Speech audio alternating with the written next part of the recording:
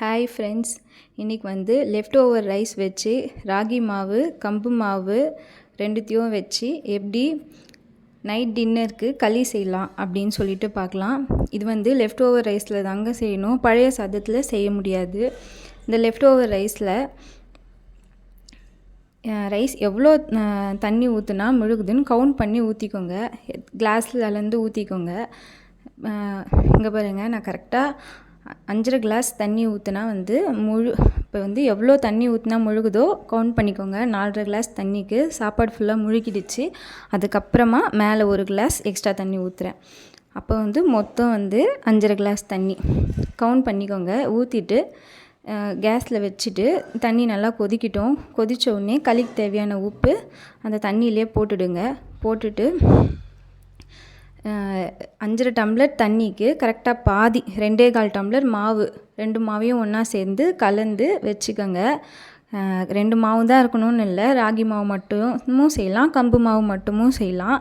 என்கிட்ட 2 இருந்ததுனால 2த்தையும் சேர்த்து கலந்து வச்சுக்கிட்டேன். தண்ணி நல்லா கொதித்த உடனே சிம்மில் வச்சுடுங்க. சிம்மில் வச்சுட்டு 2 மாவையும் நல்லா இப்படி தூணா மாதிரி சுற்றி தூணா மாதிரி ஸ்ப்ரெட் பண்ணி விட்டுக்கோங்க. நீங்கள் நல்லா அகலமான பாத்திரத்தில் அந்த சாப்பாடை மாற்றியும் செய்யலாம். நான் வந்து எதுக்கு இன்னொரு பாத்திரம் அப்படின்னு சொல்லிட்டு மதியம் சாப்பாடு வச்ச பாத்திரத்துலேயே தான் அப்படியே தான் கலர்றேன். இப்படி நல்லா ஸ்ப்ரெட் பண்ணி வச்சுட்டு மரக்கரண்டி இருந்தால் நடுவில் வச்சுட்டு அப்படியே க்ளோஸ் பண்ணி தட்டு போட்டு அப்படியே கேஸ் வந்து சிம்லேயே தாங்க இருக்கணும்.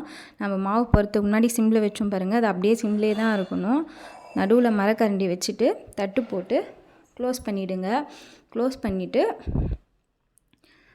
கரெக்டாக 13 நிமிஷங்க. நான் என்கிட்ட மரக்கரண்டி இல்லை, என் பையன் தட்டி உடச்சிட்டான். அதனால் நான் அந்த சாப்பாடு கரண்டியை தான் யூஸ் பண்ணுறேன் அதுக்கு. ஆனால் மரக்கரண்டி வச்சா கலர்றதுக்கு ஈஸியாக இருக்கும். வேறு ஒன்றும் இல்லை, களி கலர்றது பெரிய கஷ்டம்லாம் ஒன்றுமே கிடையாதுங்க. நானும் அப்படி தான் நினச்சேன். ஆனால் எனக்கு வந்து எங்கள் மாமியார் செஞ்சு கொடுத்தாங்க ஒரு வாட்டி களி. அதுலேருந்து களி டேஸ்ட் ரொம்ப பிடிச்சி போச்சு. சரி, நம்ம அடிக்கடி அவங்களே கேட்க முடியாதுன்னு சொல்லிட்டு ஒரு வாட்டி செஞ்சு தான் பார்ப்போமே அப்படின்னு செஞ்சேன். ஆனால் உண்மையிலே சொல்கிறாங்க, அவ்வளோ ஈஸியாக வந்துருச்சு.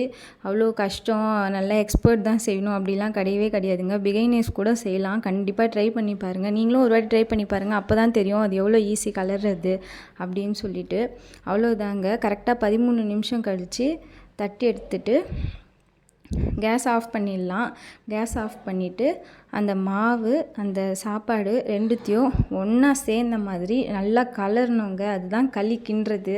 நல்லா கிண்டி கிண்டி கிண்டி கிண்டி கலர வேண்டியதான். அவ்வளோதான்.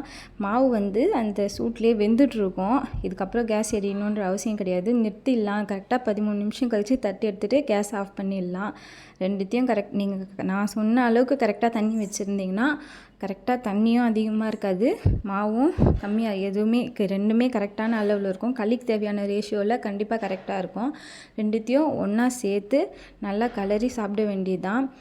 ஃபஸ்ட்டு வந்து ஒரு ஆள் சாப்பிட்ற அளவுக்கு தான் சாப்பாடு இருந்துச்சு. இப்போ எங்கள் வீட்டில் நாங்கள் 5 பேர் எல்லாருமே சாப்பிட்டோம் இந்த களியை. கரெக்டாக அளவும் அதிகமாக கிடச்சிருச்சு. சாப்பாடும் நைட்டுக்கு வேஸ்ட்டாக போகாமல் நைட்டு டின்னரும் கிடச்சிருச்சு. இதுக்கு வந்து வேர்க்கடலை சட்னி கரெக்டான காம்பினேஷனுங்க. கறி குழம்பு, மீன் குழம்பு எல்லாத்துக்குமும் நல்லாயிருக்கும். ஆனால் என் பசங்க வேர்க்கடலை சட்னி அதுக்கப்புறம் கொஞ்சம் நாட்டு சக்கரை வச்சு சாப்பிடுவாங்க. சின்ன பசங்களுக்கு ஃபஸ்ட்டு நாட்டு சக்கரை வச்சு பழக்கி விட்டிங்கன்னா அதுக்கப்புறம் அவங்களும் களி ரொம்ப பிடிக்கும். அவங்களுக்கும் ஹெல்த்தியான சாப்பாடுன்றதுனால கண்டிப்பாக இதை பழக்கி விடுங்க பசங்களுக்கு. வேர்க்கடலை சட்னி வந்து தேங்காய் வச்சு கண்டிப்பாக அரைக்கக்கூடாதுங்க. வெறும் வேர்க்கடலை, பச்சை மிளகா, கொஞ்சோண்டு புளி, அவ்வளோதான். வேறு எதுவுமே போடக்கூடாது. அப்போ தான் களிக்கு நல்லாயிருக்கும். தேங்காய் வச்சிங்கன்னா சுத்தமாக களிக்கு நல்லா இருக்காதுங்க. அந்த மாதிரி செய்யாதுங்க. இந்த சேனலில் வர வீடியோ உங்களுக்கு பிடிச்சிருந்துச்சுன்னா லைக் பண்ணுங்கள், ஷேர் பண்ணுங்கள், கமெண்ட் பண்ணுங்கள், சப்ஸ்கிரைப் பண்ணுங்கள், கொஞ்சோண்டு சப்போர்ட் பண்ணுங்கள் ப்ளீஸ். பாருங்கள், நல்லா கலரணுங்க களிக்கு.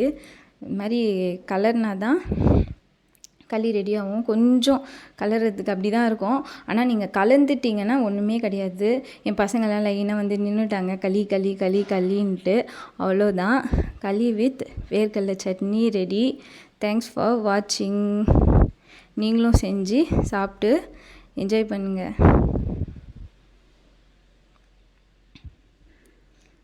சட்னியோட கிளிப்புங்க இது. அவ்வளோதான், வேறு எதுவும் போடக்கூடாது.